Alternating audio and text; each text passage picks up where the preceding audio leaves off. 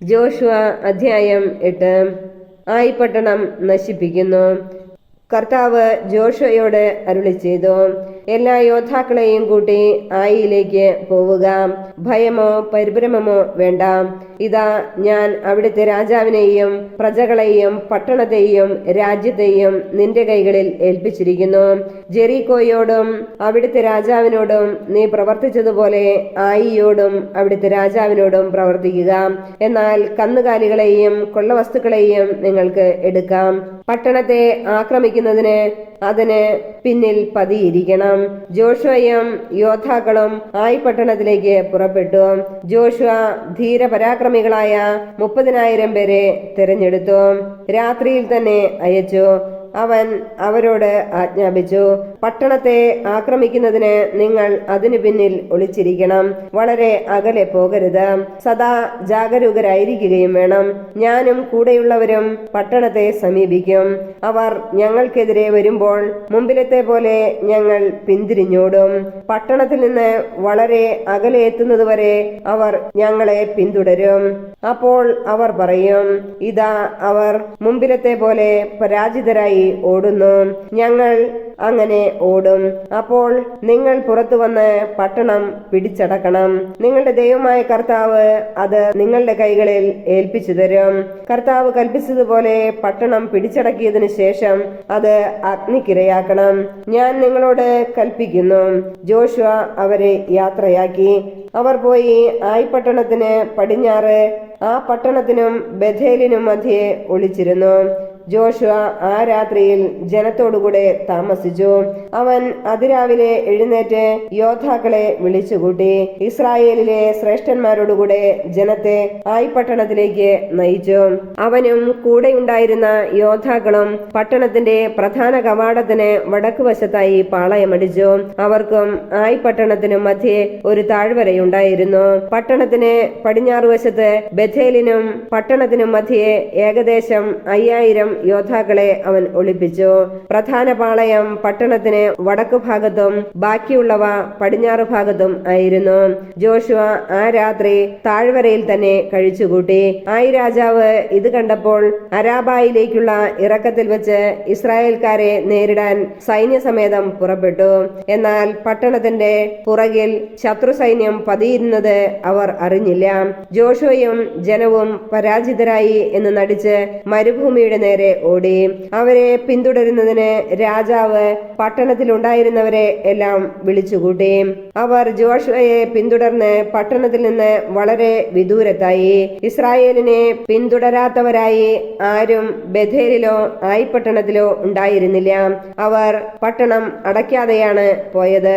കർത്താവ് ജോഷുവയോട് അരുളി ചെയ്തു, നിന്റെ കയ്യിലിരിക്കുന്ന കുന്തം ആയി പട്ടണത്തിന് നേരെ ചൂണ്ടുക. ഞാൻ പട്ടണം നിന്റെ കരങ്ങളിൽ ഏൽപ്പിക്കും. ജോഷുവ അങ്ങനെ ചെയ്തു.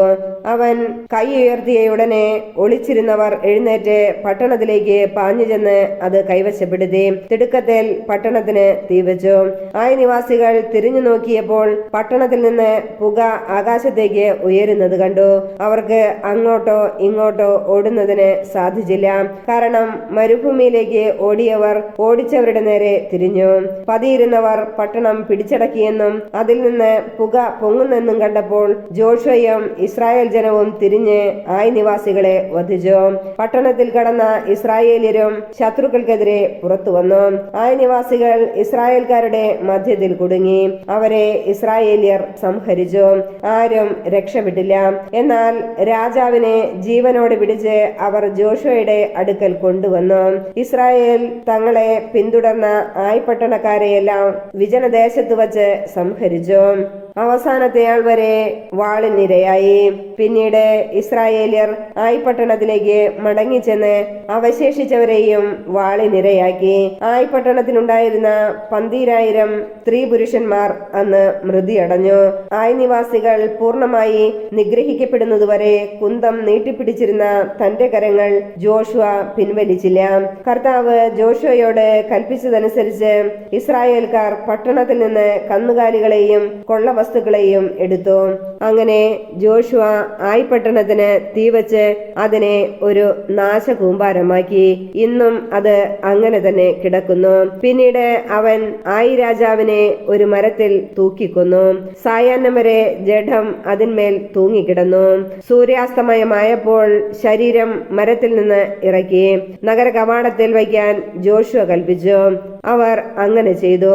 അതിനു മുകളിൽ ഒരു കൽക്കൂമ്പാരം ഉയർത്തി. അത് ഇന്നും അവിടെയുണ്ട്. ജോഷുവ ഇസ്രായേലിന്റെ ദൈവമായ കർത്താവിന് ഏബാൽ മലയിൽ ഒരു ബലിപീഠം നിർമ്മിച്ചു. കർത്താവിന്റെ ദാസനായ മോശ ഇസ്രായേൽ ജനത്തോട് കൽപ്പിച്ചതുപോലെയും മോശയുടെ നിയമഗ്രന്ഥത്തിൽ എഴുതിയിരിക്കുന്നത് പോലെയും ചെത്തി മിനുക്കാത്ത കല്ലുകൾ കൊണ്ടുള്ളതും ഇരുമ്പായുധം സ്പർശിക്കാത്തതുമായിരുന്നു അത്. അതിൽ അവർ കർത്താവിന് ദഹന ബലികളും സമാധാന ബലികളും അർപ്പിച്ചു.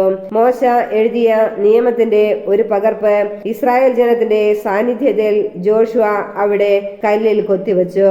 അവിടെ ഇസ്രായേൽ ജനം തങ്ങളുടെ ശ്രേഷ്ഠന്മാർ, സ്ഥാനികൾ, ന്യായാധിപന്മാർ എന്നിവരോടും തങ്ങളുടെ ഇടയിലുള്ള വിദേശികളോടും സ്വദേശികളോടും കൂടെ കർത്താവിന്റെ വാഗ്ദാന പേടകം വഹിച്ചിരുന്ന ലേവ്യ പുരോഹിതന്മാർക്കെതിരെ ഇരുവശങ്ങളിലുമായി നിന്നു. അവരിൽ പകുതി ഗെരിസിം മലയുടെ മുമ്പിലും പകുതി ഏബാൽ മലയുടെ മുമ്പിലും നിലകൊണ്ടു. കർത്താവിന്റെ ദാസനായ മോശ കൽപ്പിച്ചിരുന്നതുപോലെ അനുഗ്രഹം സ്വീകരിക്കാനായിരുന്നു ഇത്. അതിനുശേഷം അവൻ നിയമഗ്രന്ഥത്തിലെ വാക്കുകളെല്ലാം അനുഗ്രഹ വചസ്സുകളും ശാപവാക്കുകളും വായിച്ചു. മോശ കൽപ്പിച്ച ഒരു വാക്കുപോലും സ്ത്രീകളും കുട്ടികളും തങ്ങളുടെ ഇടയിൽ പാർത്തിരുന്ന പരദേശികളും അടങ്ങിയ ഇസ്രായേൽ സമൂഹത്തിന്റെ മുമ്പാകെ ജോഷുവ വായിക്കാതിരുന്നില്ല. ജോഷുവ അധ്യായം 9. ഗിബയോൻകാരുടെ വഞ്ചന. ജോർദാന്റെ മറുകരയിൽ മലകളിലും താഴ്വരകളിലും ലെബനോൻ വരെ നീണ്ടുകിടക്കുന്ന വലിയ കടലിന്റെ തീരത്തും വസിച്ചിരുന്ന ഹിത്യരും അമോര്യരും കാനാന്യരും പെരീസ്യരും ഹിവ്യരും ജബൂസ്യരും ആയ രാജാക്കന്മാരെല്ലാവരും ഇത് കേട്ടപ്പോൾ ജോഷയ്ക്കും ഇസ്രായേലിനുമെതിരെ യുദ്ധം ചെയ്യാൻ ഒരുമിച്ചുകൂടി. എന്നാൽ ജെറീക്കോയോടും ആയി പട്ടണത്തോടും ജോഷുവ ചെയ്തത് അറിഞ്ഞപ്പോൾ ഗിബയോൻ നിവാസികൾ തന്ത്രപൂർവം പ്രവർത്തിച്ചു. പഴകിയ ചാക്കുകളിൽ ഭക്ഷണ സാധനങ്ങളും കീറിത്തുന്നിയ തോൽക്കുടങ്ങളിൽ വീഞ്ഞും എടുത്ത് അവർ കഴുതപ്പുറത്ത് കയറ്റി. നന്നാക്കിയെടുത്ത പഴയ ചെരുപ്പുകളും കീറിപ്പറിഞ്ഞ വസ്ത്രങ്ങളും ധരിച്ച് അവർ പുറപ്പെട്ടു. അവരുടെ ഭക്ഷണ പദാർത്ഥങ്ങൾ ഉണങ്ങിയതും പൂത്തതുമായിരുന്നു. അവർ ഗിൽഗാലിൽ ജോഷുവയുടെ പാളയത്തിൽ ചെന്ന് അവനോടും ഇസ്രായേൽക്കാരോടും പറഞ്ഞു, ഞങ്ങൾ വിദൂര ദേശത്ത് നിന്ന് വരികയാണ്, ഞങ്ങളുമായി ഒരു ഉടമ്പടി ചെയ്യണം. അപ്പോൾ ഇസ്രായേൽ ജനം ഹിവ്യരോട് പറഞ്ഞു, നിങ്ങൾ ഞങ്ങളുടെ സമീപത്തുള്ളവരാണെങ്കിലോ നിങ്ങളുമായി ഞങ്ങൾക്ക് ഉടമ്പടി ചെയ്യാൻ ആവില്ല. ഞങ്ങൾ അങ്ങയുടെ ദാസന്മാരാണ് എന്ന് അവർ ജോഷുവയോട് പറഞ്ഞു. അപ്പോൾ അവൻ അവരോട് ചോദിച്ചു, നിങ്ങൾ ആരാണ്? എവിടെ നിന്ന് വരുന്നു? അവർ പറഞ്ഞു, നിങ്ങളുടെ ദൈവമായ കർത്താവിന്റെ നാമം കേട്ട് വിദൂര ദേശത്ത് നിന്ന് ഈ ദാസന്മാർ വന്നിരിക്കുന്നു. എന്തെന്നാൽ അവിടുത്തെ കുറിച്ചും അവിടുന്ന് ഈജിപ്തിൽ പ്രവർത്തിച്ചതിനെ കുറിച്ചും ഞങ്ങൾ അറിഞ്ഞു. ജോർദാന്റെ മറുകരയിലുള്ള അമോര്യ രാജാക്കന്മാരായ ഹെഷ്ബോണിലെ സീഹോനോടും അഷ്താരോത്തിൽ താമസിക്കുന്ന ബാഷാൻ രാജാവായ ഓഗിനോടും പ്രവർത്തിച്ചതും ഞങ്ങൾ കേട്ടിട്ടുണ്ട്. ഞങ്ങളുടെ ശ്രേഷ്ഠന്മാരും നാട്ടുകാരും ഞങ്ങളോട് പറഞ്ഞു, യാത്രയ്ക്ക് വേണ്ട ഭക്ഷണ സാധനങ്ങൾ എടുത്തു ചെന്ന് അവരെ കണ്ട്, ഞങ്ങൾ നിങ്ങളുടെ ദാസന്മാരാണ്, അതുകൊണ്ട് ഞങ്ങളുമായി ഒരു ഉടമ്പടി ഉണ്ടാക്കുക എന്ന് പറയണം. ഇതാ ഞങ്ങളുടെ ഭക്ഷണ പദാർത്ഥങ്ങൾ ഉണങ്ങി പൂത്തിരിക്കുന്നു. യാത്രാമധ്യേ ഭക്ഷിക്കുന്നതിനായി ഞങ്ങളുടെ വീടുകളിൽ നിന്ന് എടുത്ത ഇവയ്ക്ക് പുറപ്പെടുമ്പോൾ ചൂടുണ്ടായിരുന്നു. ഞങ്ങൾ വീഞ്ഞു നിറയ്ക്കുമ്പോൾ ഈ തോൽക്കുടങ്ങൾ പുതിയവയായിരുന്നു. ഇപ്പോൾ ഇത് അവ കീറിയിരിക്കുന്നു. സുദീർഘമായ യാത്രയിൽ ഞങ്ങളുടെ വസ്ത്രങ്ങളും ചെരുപ്പുകളും കീറി നശിച്ചിരിക്കുന്നു. കർത്താവിന്റെ നിർദ്ദേശമാരായാതെ ജനം ആ ഭക്ഷണ പദാർത്ഥങ്ങളിൽ പങ്കുചേർന്നു. ജോഷുവ അവരുടെ ജീവൻ രക്ഷിക്കാമെന്ന് സമാധാന ഉടമ്പടി ചെയ്തു. ജനപ്രമാണികളും അങ്ങനെ ശപഥം ചെയ്തു. ഉടമ്പടി ചെയ്ത് 3 ദിവസം കഴിഞ്ഞപ്പോൾ അവർ തങ്ങളുടെ അയൽവാസികളും തങ്ങളുടെ മധ്യേ തന്നെ വസിക്കുന്നവരുമാണെന്ന് ഇസ്രായേൽക്കാർക്ക് മനസ്സിലായി. ഇസ്രായേൽ ജനം യാത്ര പുറപ്പെട്ട് 3-ാം ദിവസം അവരുടെ പട്ടണങ്ങളായ ഗിബയോൻ, കെഫീറ, ബെറോത്ത്, കിര്യാത്ത് യയാറീം എന്നിവിടങ്ങളിൽ എത്തിച്ചേർന്നു. ഇസ്രായേലിന്റെ ദൈവമായ കർത്താവിന്റെ നാമത്തിൽ ജനപ്രമാണികൾ ശപഥം ചെയ്തിരുന്നതിനാൽ ജനം അവരെ വധിച്ചില്ല. സമൂഹം മുഴുവൻ ജനപ്രമാണികൾക്കെതിരെ പിറുപിറുത്തു. പ്രമാണികൾ അവരോട് പറഞ്ഞു, ഇസ്രായേലിന്റെ ദൈവമായ കർത്താവിന്റെ നാമത്തിൽ ശപഥം ചെയ്തതിനാൽ ഇപ്പോൾ നമ്മൾ അവരെ ഉപദ്രവിച്ചുകൂടാ. നമുക്ക് ഇങ്ങനെ ചെയ്യാം, അവർ ജീവിച്ചുകൊള്ളട്ടെ. അല്ലാത്ത പക്ഷം ദൈവകോപം നമ്മുടെ മേൽ പതിക്കും. നാം അവരോട് ശപഥം ചെയ്തതാണല്ലോ. അവർ ഇസ്രായേൽ ജനത്തിനു വേണ്ടി വിറക് വെട്ടിയും വെള്ളം കോരിയും ജീവിച്ചു കൊള്ളട്ടെ എന്ന് പ്രമാണികൾ നിർദ്ദേശിച്ചു. സമൂഹം അത് അംഗീകരിച്ചു. ജോഷുവ അവരെ വിളിച്ചു ചോദിച്ചു, അടുത്തു തന്നെ വസിക്കെ വളരെ ദൂരത്താണെന്ന് പറഞ്ഞ് നിങ്ങൾ ഞങ്ങളെ വഞ്ചിച്ചതെന്തിന്? അതിനാൽ നിങ്ങൾ ശപിക്കപ്പെട്ടവരാകട്ടെ. നിങ്ങൾ എന്നും എന്റെ ദൈവത്തിന്റെ ഭവനത്തിൽ വെള്ളം കോരുകയും വിറക് വെട്ടുകയും ചെയ്യുന്ന അടിമകളായിരിക്കും. അവർ ജോഷുവയോട് പറഞ്ഞു, നിങ്ങളുടെ ദൈവമായ കർത്താവ് തന്റെ ദാസനായ മോശയോട് ഈ ദേശം മുഴുവനും നിങ്ങൾക്ക് തരണമെന്നും തദ്ദേശവാസികളെയെല്ലാം നിഗ്രഹിക്കണമെന്നും കൽപ്പിച്ചിട്ടുണ്ടെന്ന് നിന്റെ ദാസന്മാരായ ഞങ്ങൾക്ക് അറിവ് കിട്ടി. അതുകൊണ്ട് നിങ്ങളുടെ മുന്നേറ്റത്തിൽ ഭയന്ന് ജീവൻ രക്ഷിക്കാൻ ഇങ്ങനെ ചെയ്തുപോയി. ഇതാ ഇപ്പോൾ ഞങ്ങൾ നിങ്ങളുടെ കരങ്ങളിലാണ്. ന്യായവും യുക്തവുമെന്ന് തോന്നുന്നത് ഞങ്ങളോട് ചെയ്തു കൊള്ളുക. അപ്രകാരം തന്നെ അവൻ അവരോട് പ്രവർത്തിച്ചു. അവരെ ഇസ്രായേൽ ജനങ്ങളുടെ കരങ്ങളിൽ നിന്ന് മോചിപ്പിച്ചു. അവരെ വധിച്ചില്ല. അന്ന് ജോഷുവ അവരെ ഇസ്രായേൽക്കാർക്കും കർത്താവിന്റെ ബലിപീഠത്തിനും വേണ്ടി വിറക് വെട്ടാനും വെള്ളം കോരാനും നിയമിച്ചു. തന്നെ ആരാധിക്കാനായി കർത്താവ് തിരഞ്ഞെടുത്ത സ്ഥലത്ത് അവർ ഇന്നും അതേ ജോലി ചെയ്യുന്നു. ജോഷുവ അധ്യായം 10. അമോര്യരെ കീഴടക്കുന്നു. ജോഷുവ ജെറീക്കോയോടും അവിടുത്തെ രാജാവിനോടും പ്രവർത്തിച്ചതുപോലെ ആയി പട്ടണം പിടിച്ചടക്കി പരിപൂർണമായി നശിപ്പിക്കുകയും അതിലെ രാജാവിനെ വധിക്കുകയും ചെയ്തുവെന്നും ഗിബയോനിലെ ജനങ്ങൾ ഇസ്രായേൽക്കാരുമായി ഒരു സമാധാന സന്ധിയുണ്ടാക്കി അവരുടെ ഇടയിൽ ജീവിക്കുന്നുവെന്നും ജെറൂസലേം രാജാവായ അദോനിസെദേക്ക് കേട്ടു. അപ്പോൾ ജെറൂസലേം നിവാസികൾ പരിഭ്രാന്തരായി. കാരണം മറ്റ് ഏതൊരു രാജകീയ പട്ടണവും പോലെ ഗിബയോനും ഒരു വലിയ പട്ടണമായിരുന്നു. അത് ആയി പട്ടണത്തെക്കാൾ വലുതും അവിടുത്തെ ജനങ്ങൾ ശക്തന്മാരുമായിരുന്നു. ജെറൂസലേം രാജാവായ അദോനിസെദേക്ക് ഹെബ്രോൻ രാജാവായ ഹോഹിമിനും യാർമുദ് രാജാവായ പിറാമിനും ലാഖിഷ് രാജാവായ ജെഫിയായിക്കും എഗ്ലോൺ രാജാവായ ദബീറിനും ഈ സന്ദേശം അയച്ചു, നിങ്ങൾ വന്ന് എന്നെ സഹായിക്കുക, നമുക്ക് ഗിബയോനെ നശിപ്പിക്കാം. അവർ ജോഷുവയോടും ഇസ്രായേൽക്കാരോടും സമാധാന സന്ധി ചെയ്തിരിക്കുന്നു. ജെറൂസലേം, ഹെബ്രോൺ, യാർമുത്ത്, ലാഖിഷ്, എഗ്ലോൺ എന്നിവയുടെ അധിപന്മാരായ 5 അമോര്യ രാജാക്കന്മാർ സൈന്യസമേതം ചെന്ന് ഗിബയോനെതിരെ പാളയമടിച്ച് യുദ്ധം ചെയ്തു. ഗിബയോനിലെ ജനങ്ങൾ ഗിൽഗാലിൽ പാളയമടിച്ചിരുന്ന ജോഷുവയെ അറിയിച്ചു, അങ്ങയുടെ ദാസന്മാരെ കൈവിടരുതേ, വേഗം വന്ന് ഞങ്ങളെ രക്ഷിക്കുക, ഞങ്ങളെ സഹായിക്കുക. എന്തെന്നാൽ മലമ്പ്രദേശത്ത് വസിക്കുന്ന അമോര്യ രാജാക്കന്മാർ ഞങ്ങൾക്കെതിരായി സംഘടിച്ചിരിക്കുന്നു. ഉടൻ തന്നെ ജോഷുവയും ശക്തന്മാരും യുദ്ധവീരന്മാരുമായ എല്ലാവരും ഗിൽഗാലിൽ നിന്ന് പുറപ്പെട്ടു. കർത്താവ് ജോഷുവയോട് അരുളി ചെയ്തു, അവരെ ഭയപ്പെടേണ്ട, ഞാൻ അവരെ നിന്റെ കരങ്ങളിൽ ഏൽപ്പിച്ചു തന്നിരിക്കുന്നു. നിന്നോട് എതിരിടാൻ അവരിലാർക്കും സാധിക്കുകയില്ല. ജോഷുവ ഗിൽഗാലിൽ നിന്ന് പുറപ്പെട്ടു രാത്രി മുഴുവൻ സഞ്ചരിച്ച് അവർക്കെതിരെ മിന്നലാക്രമണം നടത്തി. ഇസ്രായേലിന്റെ മുമ്പിൽ അമോര്യർ ഭയവിഹുലരാകുന്നതിന് കർത്താവ് ഇടയാക്കി. ഇസ്രായേൽക്കാർ ഗിബയോനിൽ വച്ച് അവരെ വകവരുത്തി. ബെത്ഹോറോൺ ചുരത്തിലൂടെ അവരെ ഓടിക്കുകയും അസേക്കായിലും മക്കേദായിലും വച്ച് നിശേഷം നശിപ്പിക്കുകയും ചെയ്തു. അവർ ഇസ്രായേൽക്കാരിൽ നിന്ന് പിന്തിരിഞ്ഞോടി ബെത്ഹോറോൺ ചുരം ഇറങ്ങുമ്പോൾ അവിടം മുതൽ അസേക്ക വരെ അവരുടെ മേൽ കർത്താവ് കന്മഴ വർഷിച്ചു. അവർ മരിച്ചു വീണു. ഇസ്രായേൽക്കാർ വാളുകൊണ്ട് നിഗ്രഹിച്ചവരെക്കാൾ കൂടുതൽ പേർ കന്മഴ കൊണ്ട് മരണമടഞ്ഞു. കർത്താവ് ഇസ്രായേൽക്കാർക്ക് അമോര്യരെ ഏൽപ്പിച്ചു കൊടുത്ത ദിവസം ജോഷുവ അവിടുത്തോട് പ്രാർത്ഥിച്ചു.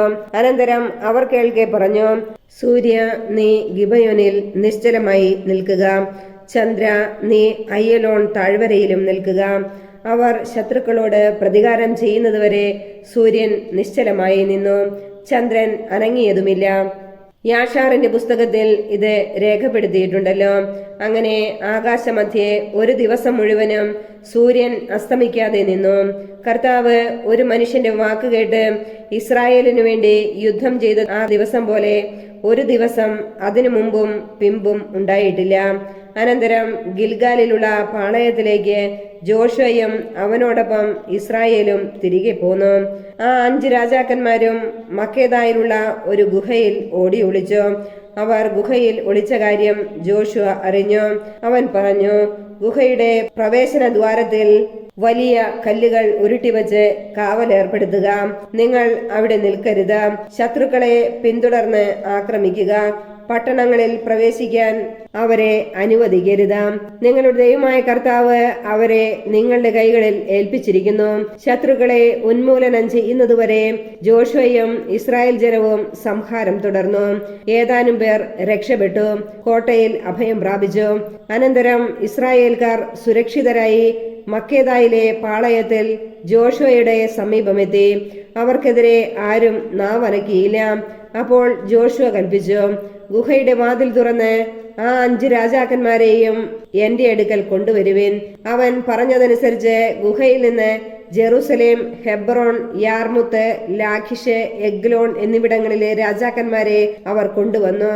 ജോഷുവ ഇസ്രായേൽ ജനത്തെ വിളിച്ചുകൂട്ടി തന്നോടൊപ്പം പോന്ന യോദ്ധാക്കളുടെ തലവന്മാരോട് പറഞ്ഞു, അടുത്തു വന്ന് ഈ രാജാക്കന്മാരുടെ കഴുത്തിൽ ചവിട്ടുവിൻ. അവർ അങ്ങനെ ചെയ്തു. ജോഷുവ അവരോട് പറഞ്ഞു, നിങ്ങൾ ഭയപ്പെടുകയോ ചഞ്ചലചിത്തരാവുകയോ വേണ്ട. ഉറപ്പും ധൈര്യവും ഉള്ളവരായിരിക്കുവിൻ. നിങ്ങൾ നേരിടുന്ന എല്ലാ ശത്രുക്കളോടും ഇപ്രകാരം തന്നെ കർത്താവ് പ്രവർത്തിക്കും. അനന്തരം ജോഷുവ അവരെ അടിച്ചുകൊന്ന് 5 മരങ്ങളിൽ കെട്ടിത്തൂക്കി. സായാഹ്നം വരെ ജഡം മരത്തിൽ തൂങ്ങിക്കിടന്നു. എന്നാൽ സൂര്യാസ്തമയ സമയത്ത് ജോഷുവയുടെ കൽപ്പന പ്രകാരം വൃക്ഷങ്ങളിൽ നിന്ന് അവ ഇറക്കി അവർ ഒളിച്ചിരുന്ന ഗുഹയിൽ കൊണ്ടുപോയിട്ടു.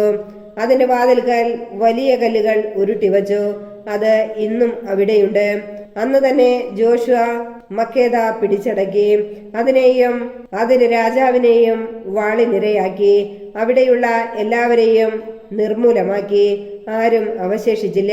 ജെറിക്കോ രാജാവിനോട് ചെയ്തതുപോലെ മക്കേദ രാജാവിനോടും അവൻ പ്രവർത്തിച്ചു. അനന്തരം ജോഷുവയും ഇസ്രായേൽ ജനവും മക്കേദായിൽ നിന്ന് ലിബ്നായിലെത്തി അതിനെ ആക്രമിച്ചു. ആ പട്ടണത്തെയും അതിന്റെ രാജാവിനെയും ഇസ്രായേൽക്കാരുടെ കൈകളിൽ കർത്താവ് ഏൽപ്പിച്ചു. ആരും അവശേഷിക്കാത്ത വിധം അവർ എല്ലാവരെയും വാളിനിരയാക്കി. ജെറിക്കോ രാജാവിനോട് ചെയ്തതുപോലെ ലിബ്ന രാജാവിനോടും അവൻ പ്രവർത്തിച്ചു.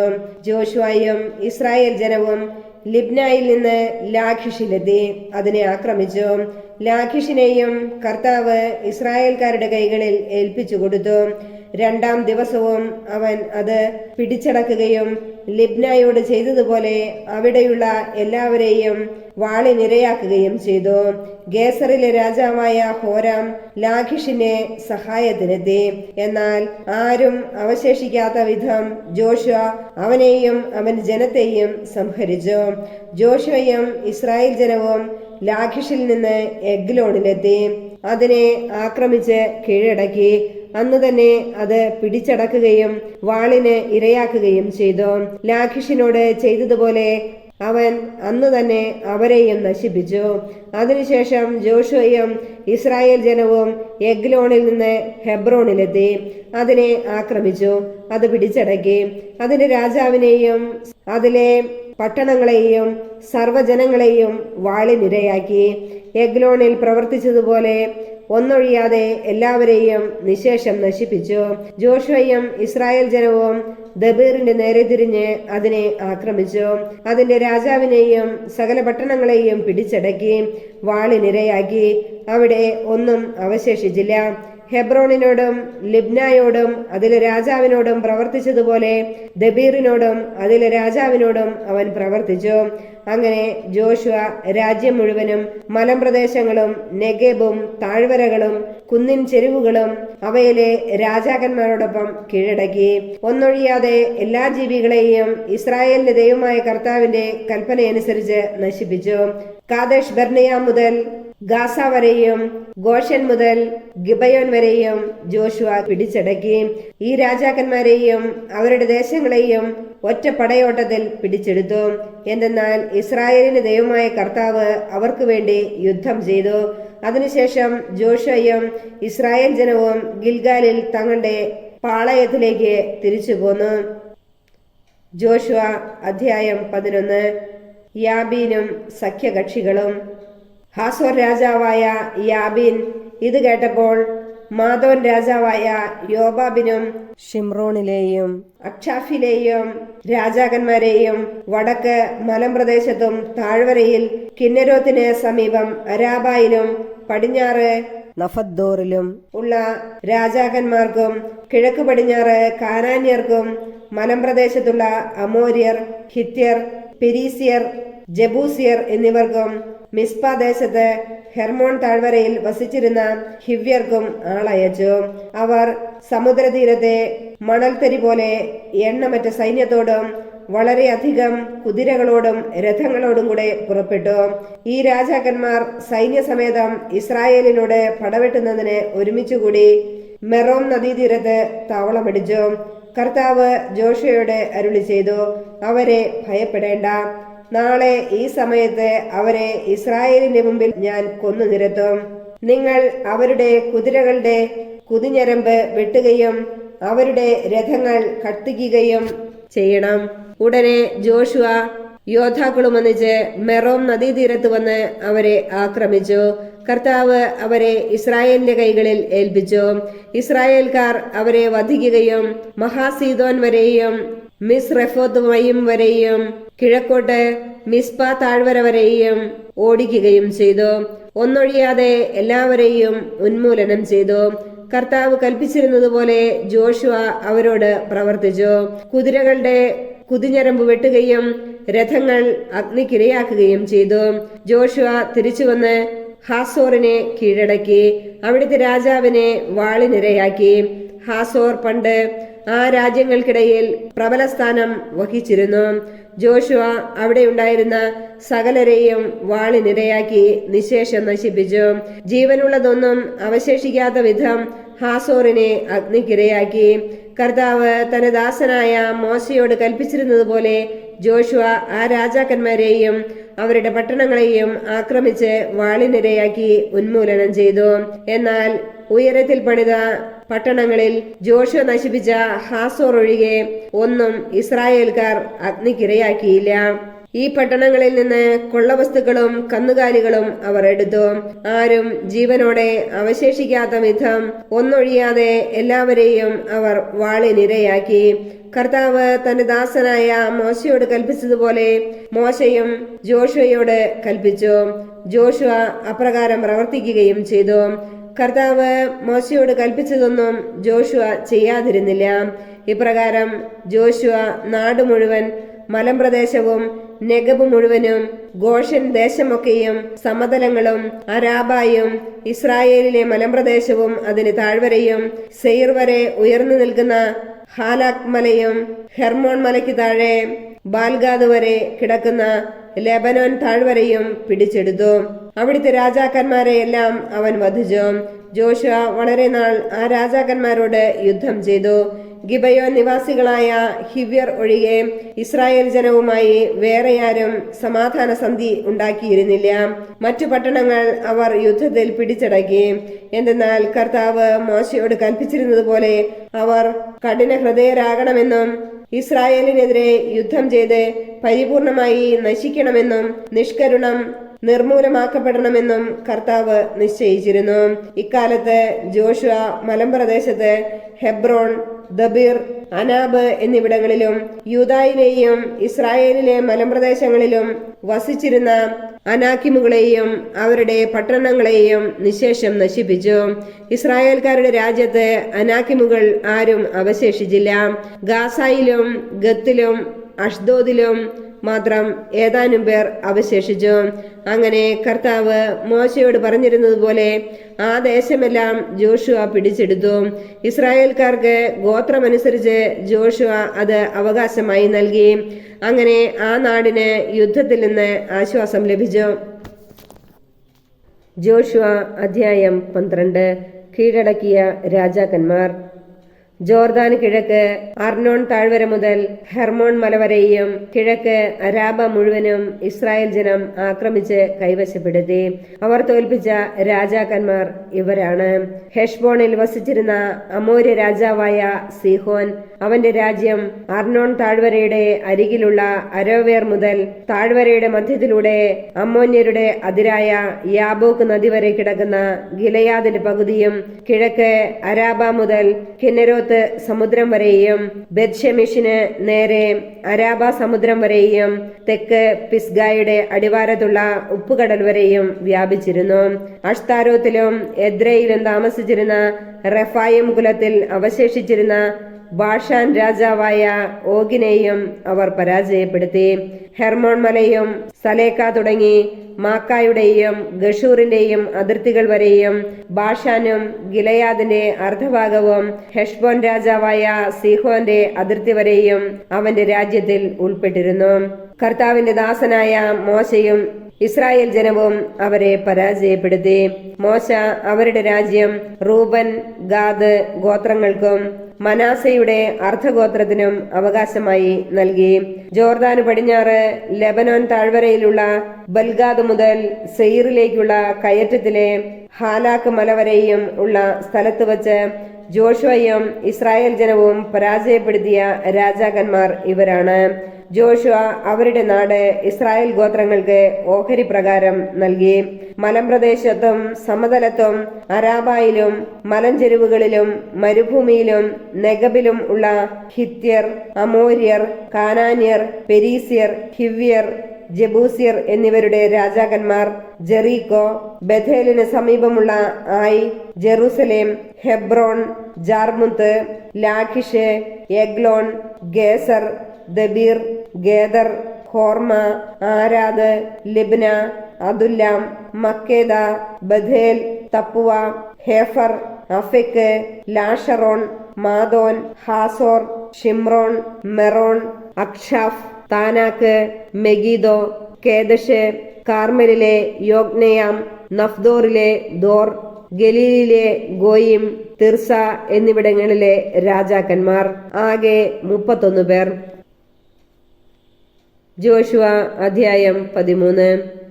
ദേശവിഭജനം. ജോഷുവ വൃദ്ധനായപ്പോൾ കർത്താവ് അവനോട് പറഞ്ഞു: നീ വൃദ്ധനായിരിക്കുന്നു, ഇനിയും വളരെയധികം സ്ഥലങ്ങൾ കൈവശപ്പെടുത്താനുണ്ട്.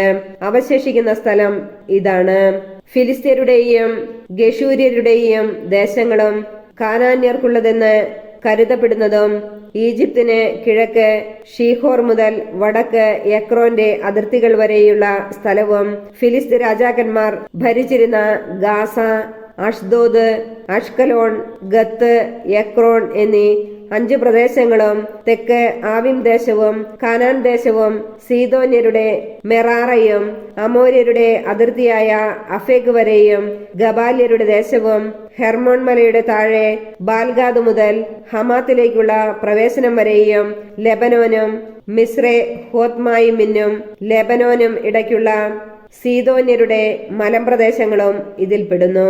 ഇസ്രായേൽ ജനം മുന്നേറുന്നതനുസരിച്ച് ഞാൻ തന്നെ അവരെ അവിടെ നിന്ന് ഓടിക്കും. ഞാൻ നിന്നോട് കൽപ്പിച്ചിട്ടുള്ളതുപോലെ നീ ആ ദേശം ഇസ്രായേൽക്കാർക്ക് അവകാശമായി കൊടുക്കണം. ഈ ദേശം 9 ഗോത്രക്കാർക്കും മനാസയുടെ അർദ്ധഗോത്രത്തിനും അവകാശമായി വിഭജിച്ചു കൊടുക്കുക. ജോർദാന് കിഴക്ക് റൂബൻ, ഗാദ് ഗോത്രങ്ങളും മനാസയുടെ മറ്റേ അർദ്ധഗോത്രവും കർത്താവിന്റെ ദാസനായ മോശ നൽകിയ ദേശം നേരത്തെ തന്നെ കൈവശമാക്കിയിരുന്നു. ജോർദാൻ നദിയുടെ കിഴക്ക് വശത്തായിരുന്നു അത്. അർണോൺ താഴ്വരയുടെ മധ്യത്തിലുള്ള പട്ടണവും ആ താഴ്വരയുടെ അറ്റത്തുള്ള അരോവേർ മുതൽ മെദേബ സമതലം ഉൾപ്പെടെ ദീബോൻ വരെയും, ഹെഷ്ബോൺ ഭരിച്ചിരുന്ന അമോര്യ രാജാവായ സീഹോന്റെ പട്ടണങ്ങളും അമോര്യരുടെ അതിർത്തികൾ വരെയും, ഗിലയാദും ഗഷൂറും മാക്കായും ഹെർമോൺ മലയും സലേക്ക വരെയുള്ള ബാഷാനും എദ്രയിലും അസ്താരോത്തിലും ഭരിച്ചിരുന്ന ബാഷാൻ രാജാവായ ഓഗിന്റെ ദേശങ്ങളും ഉൾപ്പെട്ടതായിരുന്നു അത്. ഓഗ് മാത്രമേ റഫായിം കുലത്തിൽ അവശേഷിച്ചിരുന്നുള്ളൂ. ഇവരെ മോശ തോൽപ്പിച്ചു പുറത്താക്കി. എങ്കിലും ഇസ്രായേൽ ജനം ഗശൂര്യരെയോ മക്കാത്യരെയോ തുരത്തിയില്ല. അവർ ഇന്നും ഇസ്രായേൽക്കാരുടെ ഇടയിൽ വസിക്കുന്നു. ലേവിയുടെ ഗോത്രത്തിന് മോശ അവകാശമൊന്നും നൽകിയില്ല. അവൻ അവരോട് പറഞ്ഞതുപോലെ ഇസ്രായേലിൻ ദൈവമായ കർത്താവിന് അർപ്പിക്കുന്ന ദഹന ബലികളാണ് അവരുടെ അവകാശം.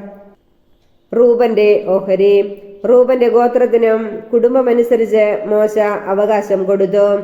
മെദേബായോട് ചേർന്ന് കിടക്കുന്ന സമതലങ്ങളും അർണോൺ താഴ്വരയുടെ മധ്യത്തിലുള്ള പട്ടണവും ആ താഴ്വരയുടെ അറ്റത്തുള്ള അരോവേറും ഉൾപ്പെട്ടതാണ് അവരുടെ ദേശം. ഹെഷ്ബോണും സമതലവും അതിലുള്ള പട്ടണങ്ങളും ദീബോനും ബാമോത് ബാലും ബേത് ബാൽമേയോനും യാഹാസും കെദേമോത്തും മെഫാത്തും കിരിയാത്തായിമും സിബ്മായും സമതലത്തിലെ ചെറുകുന്നിലുള്ള സെരത് ഷാഹാറും ബെത്പെയോറും പിസ്ഗ ചരിവുകളും ബെത് ജഷിമോത്തും ഹെഷ്ബോൺ ഭരിച്ചിരുന്ന അമോര്യ രാജാവായ സീഹോന്റെ രാജ്യം മുഴുവനും സമതലത്തിലെ പട്ടണങ്ങളും ഇതിൽ ഉൾപ്പെടുന്നു. അവന്റെയും മിദിയാനിലെ നേതാക്കന്മാരായ ഏവി, റേക്കം, സൂർ, ഹൂർ, റേബ എന്നിവരെയും മോശ തോൽപ്പിച്ചു. സീഹോനിലെ പ്രഭുക്കന്മാരായ ഇവർ അവിടെ വസിച്ചിരുന്നു.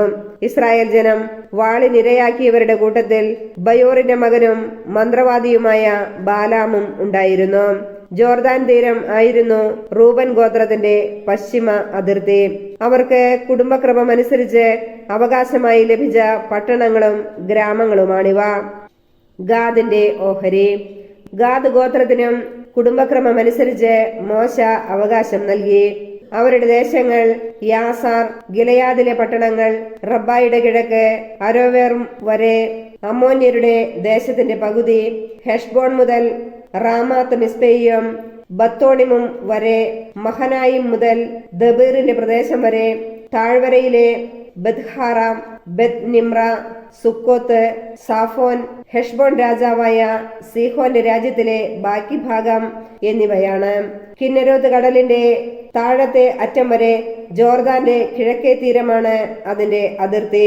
ഗാദ് ഗോത്രത്തിന് കുടുംബക്രമമനുസരിച്ച് അവകാശമായി ലഭിച്ച പട്ടണങ്ങളും ഗ്രാമങ്ങളുമാണിവ. മനാസയുടെ ഓഹരി. മനാസയുടെ അർദ്ധഗോത്രത്തിന് മോശ കുടുംബക്രമമനുസരിച്ച് അവകാശം നൽകി. അവരുടെ ദേശം മഹനായിം മുതൽ ബാഷാൻ മുഴുവനും, ബാഷാൻ രാജാവായ ഓഗിന്റെ രാജ്യം മുഴുവനും, ബാഷാനിലുള്ള ജായിറിന്റെ എല്ലാ പട്ടണങ്ങളും 60 പട്ടണങ്ങളും, ഗിലയാദിന്റെ പകുതിയും, അഷ്താരോത്ത്, യദ്രയി എന്നീ ബാഷാനിലെ ഓഗിന്റെ രാജ്യത്തുള്ള പട്ടണങ്ങളും ഉൾപ്പെട്ടിരുന്നു. മനാസയുടെ മകനായ മാഖീറിന്റെ സന്തതികളിൽ പകുതി പേർക്ക് കുടുംബക്രമമനുസരിച്ച് ലഭിച്ചതാണിവ. ജെറീക്കോയുടെ കിഴക്ക് ജോർദാന് അക്കരെ മോവാബ് സമതലത്തിൽ വെച്ച് മോശ അവകാശമായി വിഭജിച്ച് കൊടുത്തവയാണിവ. എന്നാൽ ലേവിയുടെ ഗോത്രത്തിന് മോശ അവകാശമൊന്നും നൽകിയില്ല. അവൻ അവരോട് പറഞ്ഞതുപോലെ ഇസ്രായേലിന്റെ ദൈവമായ കർത്താവ് തന്നെയാണ് അവരുടെ അവകാശം.